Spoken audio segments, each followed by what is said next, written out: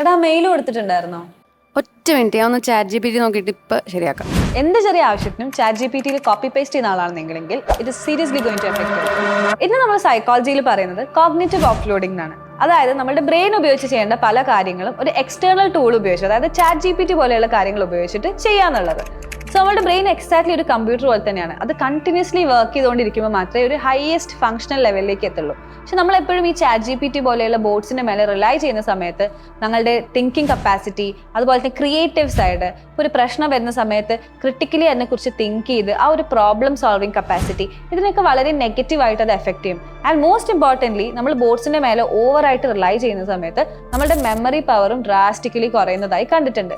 So ChatGPT ഒരിക്കലും ഉപയോഗിക്കരുതെന്ന് നമുക്ക് പറയാൻ പറ്റില്ല. ഉപയോഗിക്കാം, പക്ഷെ അതിനൊരു മൈൻഡ്ഫുൾനെസ് വേണം. അതായത് ഉപയോഗിക്കുന്ന സമയത്ത് ഒരു സപ്പോർട്ടായിട്ട് നമുക്ക് ഉപയോഗിക്കാം.